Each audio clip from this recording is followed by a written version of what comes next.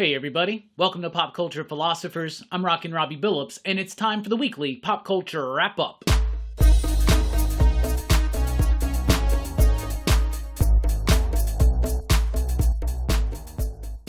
That's right, everybody. Thanks for checking out the video. I am Rockin Robbie Billups. This is the weekly Pop Culture Wrap-Up. It's the show where I go over the week's pop culture news, mostly comic books and movies. Let's get right into it. We got Justice League versus Godzilla versus Kong coming out from DC Comics in November. This is going to be written by Brian Picciolato with artwork by Christian Deuce. This is an interesting pair-up, to say the least, right? I mean, Justice League versus Godzilla versus King Kong. That's interesting enough. I mean, is it going to get people in the door to buy this book? I mean, it might. It might get a few, but I think it's cool when companies kind of do these crossovers, right? And they always usually don't come across as the most well done. They don't usually have the most effort put behind them, but sometimes they shine. And sometimes they can be really, really fun. The Justice League Power Rangers one was super fun. The Power Rangers Turtles one has been fun. The Turtles Batman one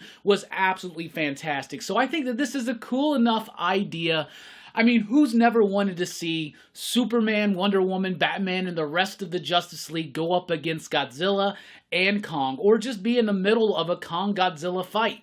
Why not? I think it's a cool idea. The Outsiders has just been announced from DC Comics, written by Jackson Lansing and Colin Kelly, with artwork by Robert Carey. This is very interesting, because this is being set up as if it's a new Planetary book. In fact, it's even stated that it's Batwoman, Batwing, and a new version of the Drummer. Now, Planetary was one of my favorite comic books of all time. It was written by Warren Ellis with artwork by John Cassidy. ROMV, the current book, The Vigil, is kind of like a spiritual successor to Planetary. I adore Planetary, so I'm excited but still kind of cautious about this new book that's very firmly rooted into the Batman corner of the DC universe, but it's also trying to riff a little bit on Planetary. But Kelly and Lansing have been really impressing me lately in the pages of Guardians of the Galaxy. They've also been doing the most recent Batman Beyond work with the Neo Year, Neo Gotham, whatever the heck that's called. People are really responding well to that, so I think it's interesting, and I will definitely be checking this book out. Speaking of The Vigil and ROMV has signed an exclusive contract with DC Comics. That's pretty awesome. I think that's awesome because DC work from ROMV is something that I really appreciate. His Catwoman run, his Swamp Thing book was phenomenal. His Detective Comics work right now is next level. His work over at Marvel never really quite fit for me. It always feels like he was like, I don't know, like his hands were tied behind his back, or he was just not able to really sink his teeth into books like Carnage and Venom like he wanted to, or the way I wanted him to, I should say. So I think DC is a really cool home for him. However, the most exciting thing, like most of these exclusive contracts, it does not include any of his creator-owned work. So he's still able to do things like rare flavors and other things to come in the future. So as long as Rom is able to keep being Rom, I'm 100% happy for him. X-Men Blue Origins has been announced for November from Marvel Comics, written by Cy Spurrier with artwork by Wilton Santos. Now, there's a lot of news coming out of San Diego Comic-Con this week. In fact, so much that I probably didn't get every single thing. I just kind of got the highlights. But on Rockin Robbie Live Sunday night, we will be talking more about San Diego Comic-Con, all the announcements, all that kind of stuff. But X-Men Blue Origins is a one-shot comic, I believe, but it is the definitive retcon of Nightcrawler's origin and setting up why he becomes the Uncanny Spider-Man. I have been so out of the loop on X-Men books lately. Y'all know me. I gave up. Shortly after Hickman gave up, I was out. I keep trying to dip my toes back in, but it's just confusing, frustrating, and I'm just not that into it. That being said, this new Children of the Vault book coming out by Dennis Camp, I will definitely be checking that out. So I am so far removed from all of this stuff. Nightcrawler is going to be the next Spider-Man or something? I don't know. Whatever. It's the ultimate new retcon of Nightcrawler and the setup for the Uncanny Spider-Man, which is Nightcrawler. Also, we have the new X-Men team teased for 2024. Now, we know we're dealing with all the Fall of X stuff. Is this a definitive ending to the Krakoan era? And is this a tease for, like, the next era of the X-Men? I don't know. It's kind of got that old school logo, a little bit of Age of Apocalypse flavor. Is this just another thing like that, like Senza Sinister, Age of Apocalypse, Age of X? Or is it going to be the launch of the post-Krakoan era? We don't know, but they say they're going to start teasing it in November. Well, that's a lie, because he started teasing it in July.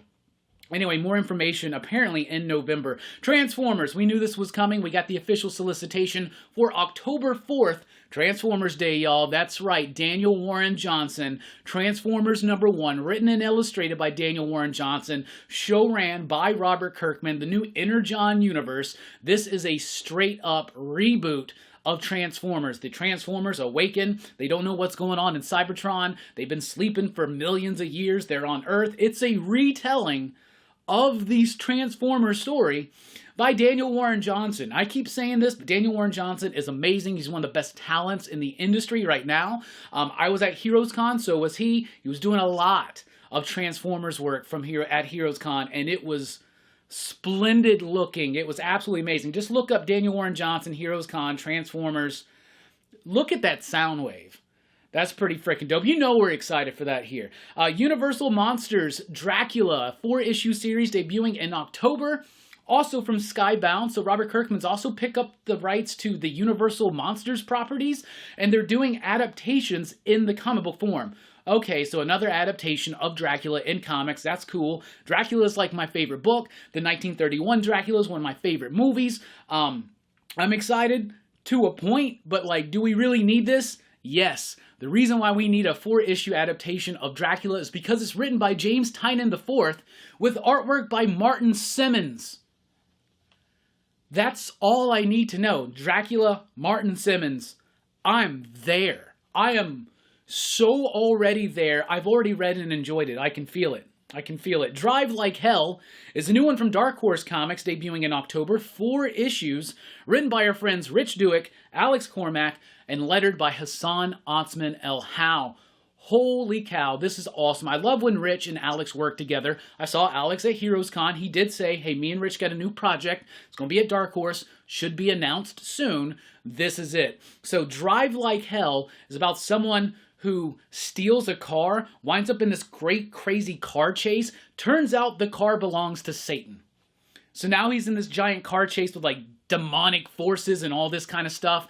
I cannot wait to see what Alex Cormack is going to be able to do. I love the grit and the sense of motion and movement that he can bring to his books, and I'm really excited to see what he can do with a scary, horrific, and high-octane action book like this one. And Hassan Otsman El Howe, one of the best letterers in the business, and Rich Douek, that dude knows how to write a cool, creepy story, so I'm very, very excited for that. Giant Robot Hellboy, a new series from Dark Horse Comics in October, written, of course, by Mike Mignola, and artwork by Duncan Fegredo. Fegredo has worked with Mignola before. They did a big chunk of the Hellboy saga together, so I'm excited for this. This is a big tribute to giant robot mech, kaiju type stuff. Hellboy gets put in a giant Hellboy mech and to fight giant monsters.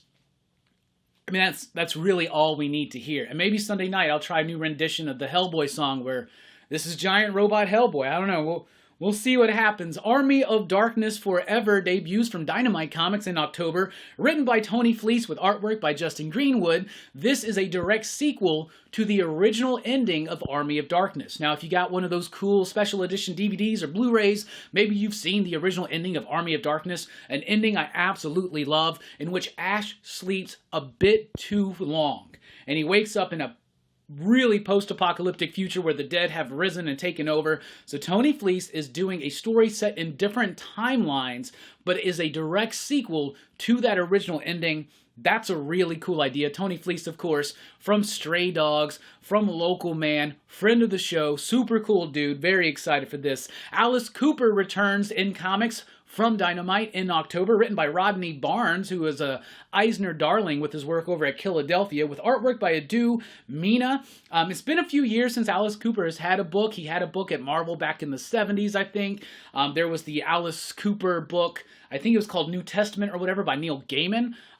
So some interesting stuff has happened with Alice Cooper in the comic book world. Rodney Barnes did one of the more recent Kiss series, and I actually kind of enjoyed that, so I'm excited to check this one out. Nightmare Before Christmas is the latest Disney license that Dynamite is going to be publishing. So starting in 2024, Tarun Groenbeck, who's doing some pretty solid work right now on Red Sonja for Dynamite, will be working on a Nightmare Before Christmas book. This is the first time in a long time there's been a Nightmare Before Christmas book published by an American company, because there are like the manga that they publish, but this is going to be interesting. I really, really like what Dynamite has done with their Disney properties. Darkwing Duck is solid. Gargoyles I kind of fell out of, but I'm loving the Scar book, and I adore the Maleficent book, and we're excited for, what's his name, the villain of Hercules? Hey, these nuts are all over you. Anyway, did I get anybody with that? I hope so. I really do. Anyway, Gone is a new one from Distillery. It'll be the first Distillery book outside of the Devil's Cut one-shot book that's going to be, I guess, previewing a whole lot of these books. Distillery, the first official book is Gone, starting in October. This is by Jock, written and illustrated by Jock. It's a sci-fi book. It's about this young person who, somehow, not hijacks a spaceship, but like hides on a spaceship to go off into this other world. It's science fiction. It's by Jock. It's definitely going to be worth checking out. We'll get our first look in that Devil's Cut book from Distillery, which is very soon, like in the next week or two, right? And then we got American Psycho. This is from Sumerian Publishing, is now combined with Massive/Whatnot Publishing. This is in October, written by Michael Calero, with artwork by Piotr Kowalski. Love Kowalski's work. Recently just wrapped up All 8 Eyes. Love the detail in his work, especially when it comes to horrific type imagery. So this is going to be cool. This is a direct sequel to the American Psycho movie. Not the book from the 90s, because the book is a little bit different, but a direct sequel to that movie, ignoring that other sequel they did, American Psycho 2, with, what was that, Mila Kunis or whatever. It's best to ignore that. But I'm excited enough, especially with Kowalski being there on the art. So that's what we got for you this week. There's a whole lot more news coming out of San Diego Comic-Con. Movies, TVs, actually not so much movies and stuff with the actor strike and the writer strike and all that. Anyway, we'll be talking about more of that on Rockin Robbie Live Sunday night, 7 p.m. Central Time. After a 2-week break, we're back with Rockin Robbie Live. It's going to be a big show. I'm going to be talking about my epic day I had Thursday with Barbenheimer. I watched Barbie and I watched Oppenheimer, and I did it. I watched them back to back in the same night, and it was quite an experience. The movie event of my life, pretty much. And I'll be talking about Barbie and Oppenheimer and the entire Barbenheimer experience. We'll be doing that. We'll also be revealing the entire full lineup for Horror Fest 2023 this year, the entire lineup for PCP Movie Night, the entire lineup for Dylan's Horror Show, and yes, a third channel has been added, the entire lineup for Blood Splatter Chatter. We got 3 channels involved in Horror Fest this year, so it is definitely going to be the biggest, most explosive Horror Fest yet. It's going to be awesome. We reveal that full lineup Sunday night on Rockin Robbie Live, as well as making the poll for our 2023 Horror Fest poll. So if you want your movie entered into that poll, be there live on Rockin Robbie Live Sunday night at 7 p.m. Central Time throughout that show. And at a certain point, I'm going to set up the poll, and the first 10 suggestions we get go on that poll. Everybody votes, and you get to pick one of the movies for Horror Fest this year. It's gonna be a great time, but do join me tonight on Dylan's Horror Show, where I'll be joining them for the conversation about Humanoids from the Deep. Roger Corman, goodness, absolute goodness in a way. Not in all the ways, but in a lot of ways. Humanoids from the Deep tonight on Dylan's Horror Show. Sunday night, Rockin Robbie Live. We're revealing the Horror Fest lineup, setting up the Horror Fest poll, and talking about Barbenheimer. And then, even though we're really excited for Horror Fest, Action Fest is still going on. It continues Monday night, 8 p.m. Central Time on PCP Movie Night with the movie Ip Man. That's going to be a really, really cool conversation, especially coming off of Missing in Action, which didn't really hold up very well. Anyway, I've been Rockin Robbie Billups. Thank you so much for checking out the video. Let me know anything you have to say about any of the stuff that we covered today or anything that we missed in the comments down below. Please be sure to like and share and subscribe if you haven't already. It really helps us out. If you want to support the channel, you can do so at patreon.com/PCP. I've been Rockin Robbie Billups. Thanks for rocking with us. Station, pop, pop, boom!